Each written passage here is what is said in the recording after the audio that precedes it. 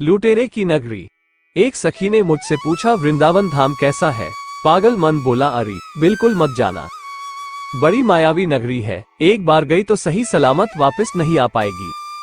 कहीं से भी ढोल नगाड़े मंजीरे बज उठते हैं और पांव नाचने को मजबूर हो जाते हैं। फिर से प्रश्न आया, क्यों, ऐसा क्या है उस नगरी में? मन से दोबारा आवाज आए, माया की नगरी है, वहां का राजा जादूगर है और बहुत बड़ा लुटेरा भी।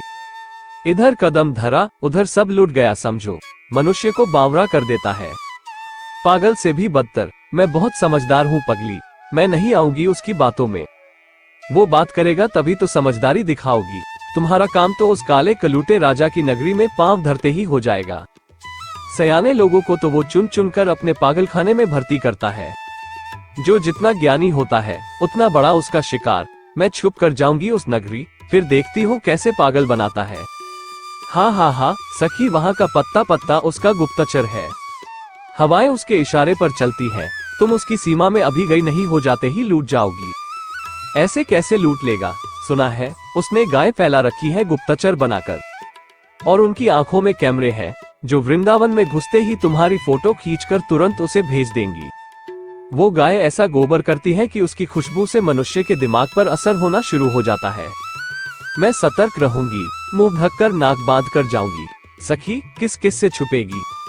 उसके मायावी ग्वाल बाल बात बात में तुझ पर जादू कर देंगे। उसका एक जादुई मंत्र है जो वहाँ हर वक्त हवा में तैरता रहता है, राधे राधे राधे। और ये मंत्र सुना नहीं कि तू बेसुध हो जाएगी। मैं कान में रुई डाल लूंगी। वहाँ की मिट्टी तो सबसे अधिक खतरनाक है। इधर तुम्हारे पैर को छुई नहीं कि हो गया तुम्हारा काम, स्वयं चलकर सीधे राजा के दरबार में पहुँच जाओगी। ऐसा क्या? मैं अच्छे से जुराब जूते बांध कर जाऊंगी।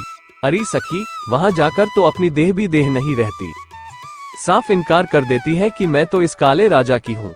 तेरी ना मानूंगी। वहाँ के मनुष्य, पशु, पक्षी, पेड़ पौधे सब मायावी हैं, इतने मनमोहक हैं कि तुम नजर ही ना हटा पाओगी। और इधर सीधी नजर मिली नहीं की तुम तो गई काम से। मेरे पास एक विदेशी चश्मा है जिस पर किसी प्रकार की किरणें काम नहीं करती।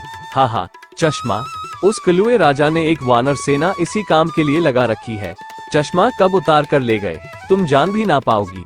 चलो कोई बात नहीं, अब जो होगा देखा जाएगा। ये बताओ, वहाँ घूमने को कोई बाग है?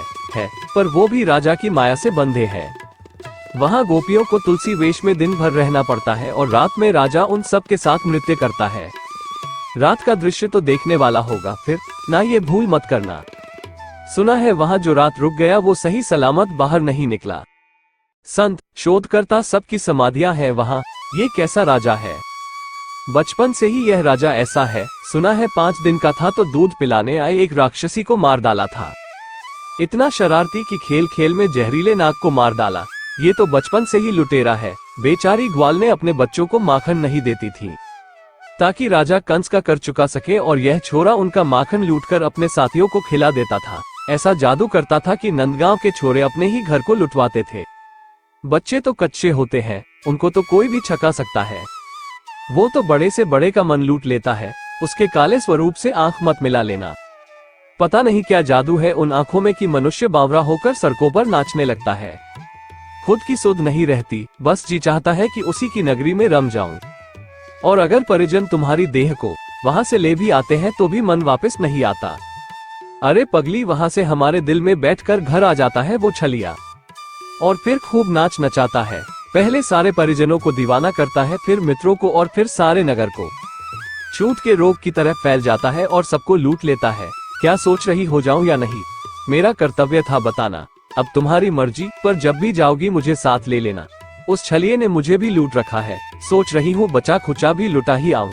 तो दोस्तों, आज का मेरे साथ बिता हुआ ये किस्सा कैसा लगा? अगर आपको ये किस्सा पसंद आया हो तो कमेंट सेक्शन में जरूर बताइए कि क्या वाकई में बांके बिहारी सभी के साथ ऐसा करता है।